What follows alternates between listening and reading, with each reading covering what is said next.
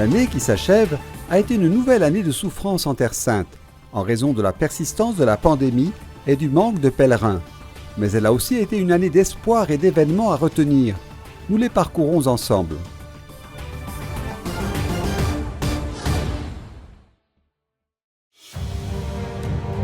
En premier lieu, nous commémorons le 100e anniversaire de la revue Terre Sainte, premier moyen de communication de la custodie de Terre Sainte, qui depuis un siècle raconte de manière systématique et ininterrompue l'histoire et la vie des lieux saints.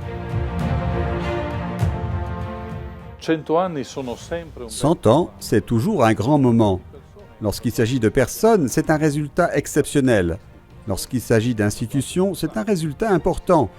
Pour les journaux et les magazines, c'est un résultat significatif. Le numéro spécial du centenaire du magazine est divisé en 4 domaines thématiques. L'archéologie, qui présente des découvertes majeures sur des sites importants en Terre Sainte, peuples et cultures, et l'Église en dialogue. Enfin, une attention particulière est accordée à l'extraordinaire expérience franciscaine en Terre Sainte, dont la revue est l'expression. Après le voyage historique du pape Paul VI en Terre Sainte en 1964, le magazine a également documenté les visites ultérieures des papes Jean-Paul II, Benoît XVI et François. Le magazine, initialement publié en italien, est désormais distribué en 6 langues.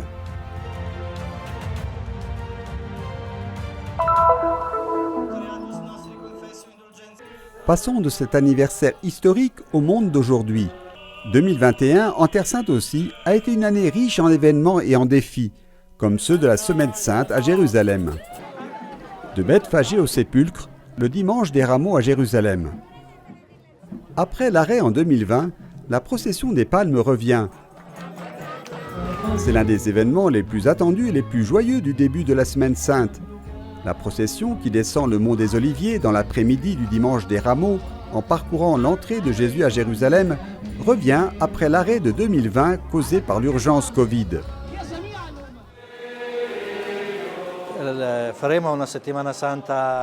Nous aurons certainement une Semaine Sainte beaucoup plus sereine que l'année dernière, où elle s'était déroulée à huis clos. Il y a encore des restrictions, nous avons réduit les effectifs, nous avons une bonne partie du diocèse qui vit encore une situation dramatique à cause du coronavirus. Je pense à la Palestine et à la Jordanie. Mais nous devons nous réjouir qu'au moins à Jérusalem, nous puissions faire la fête de manière presque normale. Depuis Jérusalem, un temps de prière en communion avec le monde entier. Le long des ruelles en pierre de la ville, entre les maisons et les magasins, en passant par la vie quotidienne des gens, comme il y a 2000 ans. Les franciscains de la custodie le parcourent toute l'année, mais c'est surtout le vendredi saint que les yeux du monde entier sont braqués sur le chemin de croix de Jérusalem.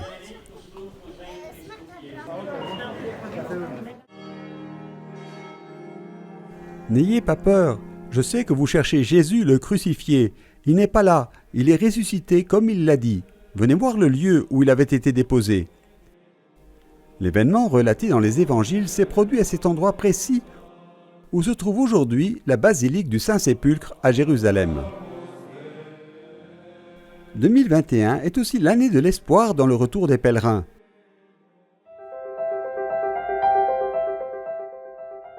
L'espoir revient en Terre Sainte avec l'arrivée des premiers groupes.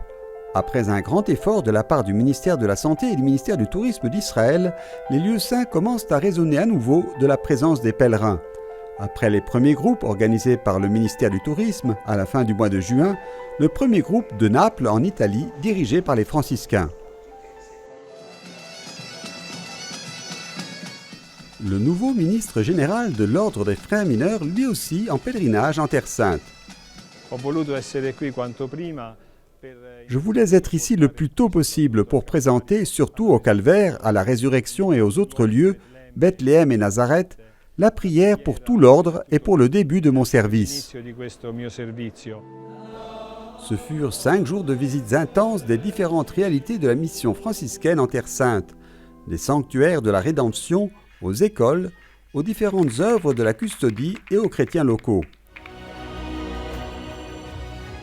Élu à Rome le 13 juillet dernier, frère Fusarelli est le 121e successeur de saint François et a pour mission, avec les frères présents au Moyen-Orient, de poursuivre le rêve de saint François quand, en l'an 1219, il est venu en pèlerinage de paix en Terre Sainte et a rencontré, en Égypte, le sultan El-Malik El-Kamil.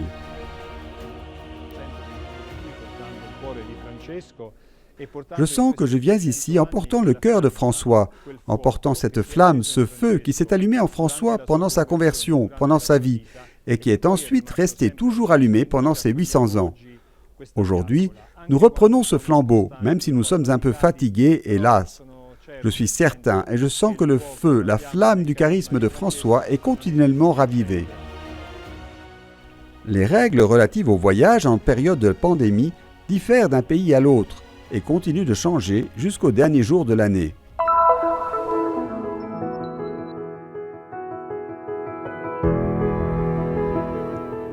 Cette année, les célébrations de 2021 avec les chrétiens de Terre Sainte ont mis l'accent sur Saint Joseph, dans le cadre de l'année en son honneur. La tradition chrétienne indique à Nazareth, en plus de la basilique de l'Annonciation, l'église de Saint Joseph. Ce sanctuaire est aussi appelé de la nutrition, car Jésus y a grandi jusqu'à l'âge adulte en apprenant le métier de son père. L'apocryphe « Histoire de Joseph le charpentier » raconte la mort et l'enterrement du père putatif de Jésus à Nazareth, décrivant comment Jésus lui-même l'a assisté et réconforté alors qu'il quittait cette vie. Avec un cœur de père, c'est ainsi que Joseph a aimé Jésus, appelé dans les 4 évangiles le fils de Joseph. Ainsi commence la lettre apostolique du pape François, Patrice Cordé, à l'occasion du 150e anniversaire de la déclaration de Saint Joseph comme patron de l'Église universelle. La nostra basilica è in festa per la conclusione dell'anno Giuseppino e portiamo tanto di quest'anno. Notre basilique célèbre la conclusion de l'année Saint-Joseph, une année au cours de laquelle nous avons réfléchi, au cours de laquelle Saint-Joseph nous a accompagnés, surtout en cette période difficile de la pandémie. La Vierge Marie et Saint-Joseph nous accompagnent de leur humanité, car c'est ici qu'ils ont vécu, c'est eux qui ont élevé le Fils de Dieu.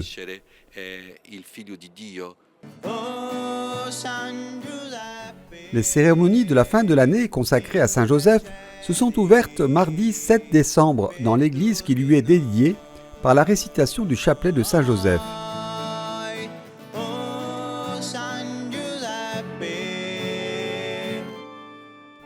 Le 8 décembre, en la solennité de l'Immaculée Conception, a eu lieu une double célébration. À midi, le gardien de la basilique de l'Annonciation, frère Bruno Variano, a dirigé la prière de l'Angélus. Dans la soirée, une messe solennelle a été célébrée pour marquer la fin de l'année consacrée au saint patron de l'Église universelle et la solennité de l'Immaculée Conception. La célébration a été présidée par le frère Dobromir Yashtal, vicaire de la custodie de Terre Sainte. La solennité de l'Immacolata Concezione mette davanti a noi l'esempio. La solennité de l'Immaculée Conception place devant nous l'exemple de Marie, prédestinée par le Seigneur, la servante docile du Seigneur qui, sans comprendre exactement le mystère, se confie, fait confiance au Seigneur. Elle lui confie toute sa vie afin que le plan de salut que Dieu a préparé puisse s'accomplir. En Saint Joseph, nous avons un autre exemple d'un homme qui a une confiance totale en Dieu et qui met la parole de Dieu totalement au centre de sa vie.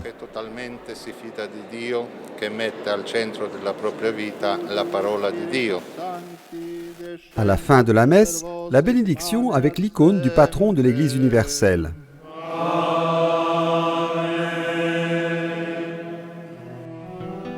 Samedi 30 octobre, au sanctuaire de Notre-Dame de Palestine, s'est tenue la réunion d'ouverture du parcours synodal local, qui s'inscrit dans le parcours plus large voulu par le pape François pour toute l'Église. La cérémonie d'ouverture de la phase diocésaine du synode général dans l'Église de Terre Sainte a eu lieu en la solennité de Marie, reine de Palestine. Le petit sanctuaire de Der Rafat a accueilli un grand nombre de chrétiens d'Israël et de Palestine.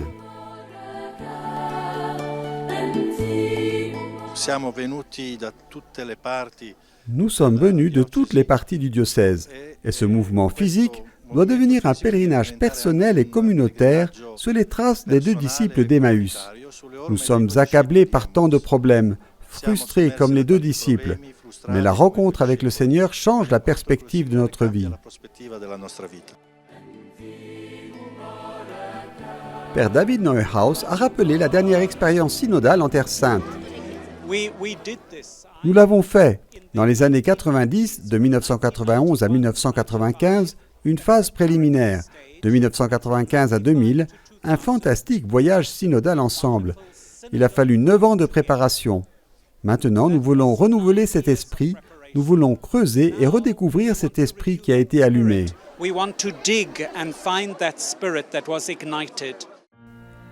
Soulignons aussi maintenant les 2 visites du patriarche latin de Jérusalem à Gaza. Leur foi me donne de la force, a-t-il dit. Ne perdez pas le courage et l'espoir, sont les mots du patriarche aux fidèles.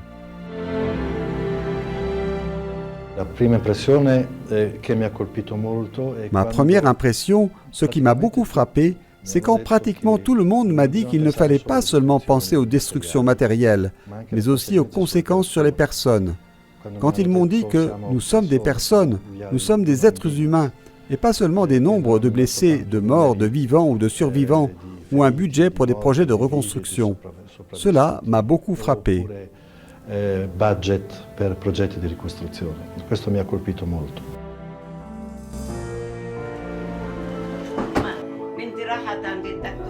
D'un quartier à l'autre, d'une maison à l'autre, la sollicitude paternelle du patriarche se manifestait par des visites aux paroissiens, par une écoute et une observation attentive de leurs conditions de vie. The most beautiful moment of the visit is of course the visit to the families. Le plus beau moment de la visite est la rencontre avec les familles. C'est très émouvant, surtout quand on vient dans les maisons de familles pauvres avec des problèmes. C'est un moment très important pour moi. Et voir ces gens dans ces situations, leur force et leur unité, cela me donne de la force aussi dans mon service à la communauté catholique du patriarcat latin.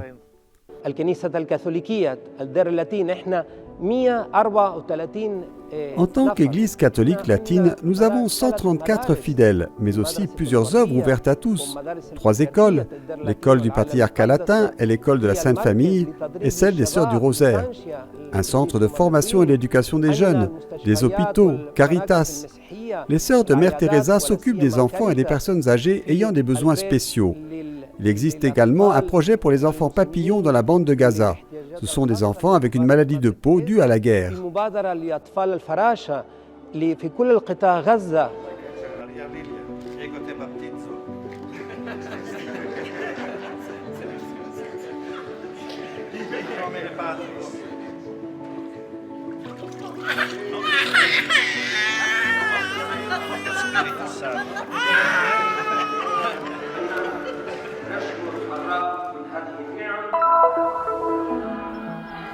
Un autre moment fort de cette année a été la visite du pape à Chypre et en Grèce, du 2 au 6 décembre.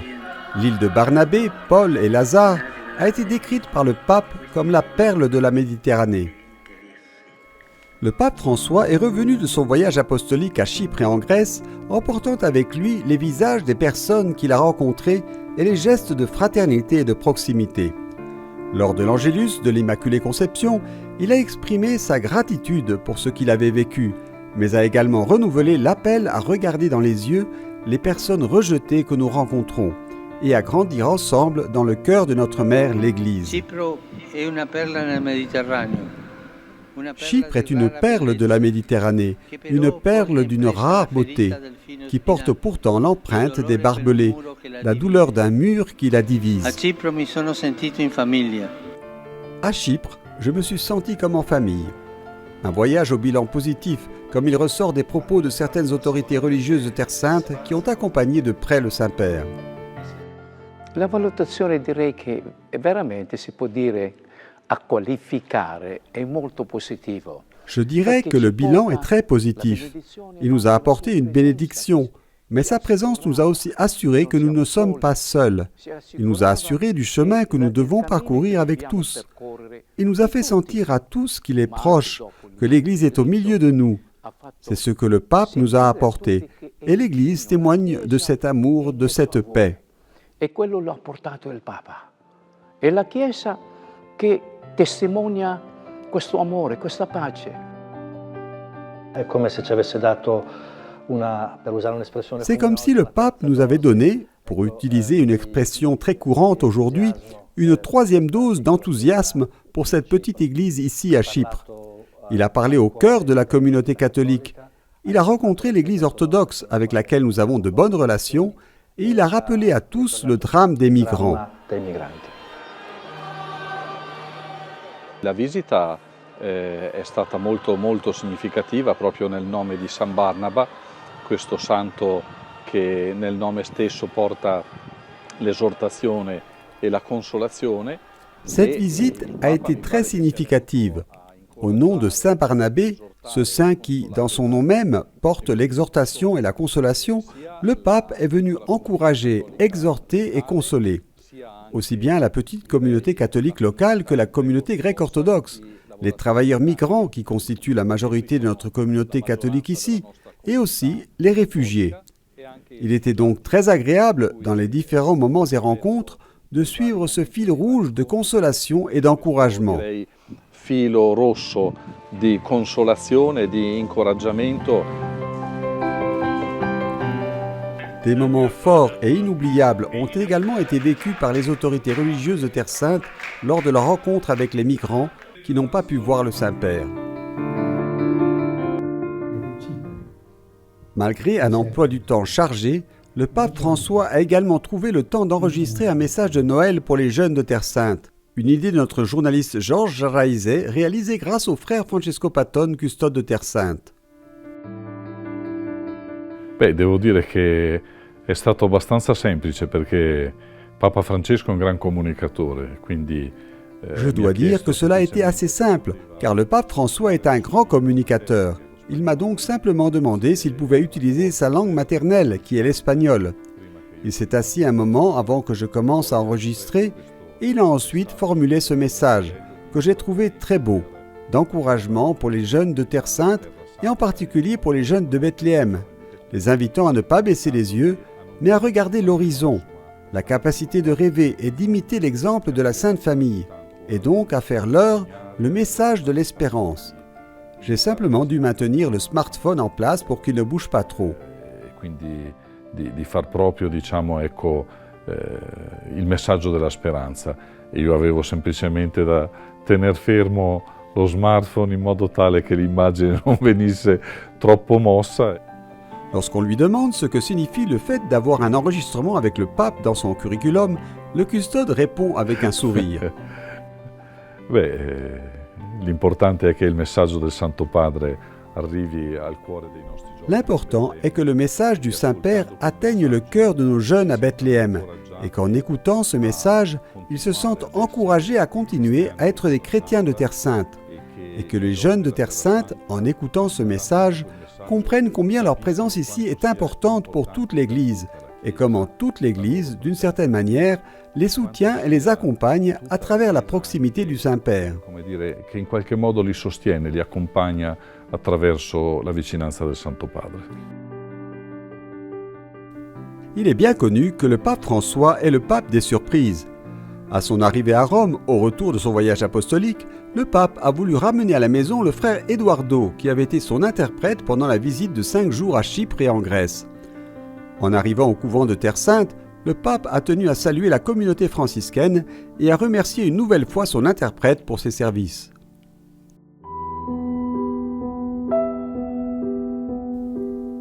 Pour conclure notre rétrospective sur 2021, notre hommage au frère Frédéric Mans. L'Écriture sainte est la manne quotidienne. Bibliste de renommée internationale, ancien doyen et professeur émérite du Studium Biblicum Franciscanum de Jérusalem, frère Frédéric Mans est décédé subitement le 22 décembre dernier. Il avait 79 ans, dont près de 50 vécus en Terre Sainte. Le frère Mans était un véritable amoureux de la Bible. En plus d'être un grand érudit, il était aussi un grand divulgateur. Il accompagnait les étudiants et les pèlerins, prêchait des exercices spirituels, écrivait des livres et des essais et collaborait aux initiatives éditoriales de la custodie de Terre Sainte. Dans sa dernière interview avec le Christian Media Center, il a parlé de Chypre en préparation de la visite du pape François. Les Actes des Apôtres racontent qu'à Antioche, sur l'Oronte, il y avait une grande communauté de prophètes et de docteurs. Le plus important d'entre eux était Barnabé, un lévite de Chypre. Les funérailles ont été célébrées le 23 décembre à Jérusalem, dans l'église Saint-Sauveur, en présence, entre autres, du patriarche de Jérusalem des Latins, sa béatitude Pierre Battista Pizzaballa, et du patriarche émérite, sa béatitude Michel Sabah. Le frère Francesco Patton, custode de Terre Sainte, l'a évoqué dans son homélie. Ha seguito le orme di Gesù da buon frate minore. Il a suivi les traces de Jésus comme un bon frère mineur. Il a administré les paroles parfumées du Seigneur à des générations entières d'étudiants assoiffés de connaître la parole de Dieu. Il a guidé des milliers de pèlerins pour connaître Jésus. Nous évoquons le souvenir du frère Mantz avec les mots qu'il a prononcés le 5 octobre dernier lors de l'ouverture de la nouvelle année académique du Studium Biblicum Franciscanum et du Studium Theologicum Hierosolimitanum. Si studia e si prega, si studia in ginocchio. On étudie et on prie. Nous étudions à genoux, parce que la parole de Dieu n'est pas comme la littérature classique, mais c'est la parole de Dieu qui nous a été transmise au cours des siècles. Il faut donc avoir un grand respect pour la parole sacrée. L'Écriture sainte est la véritable manne quotidienne.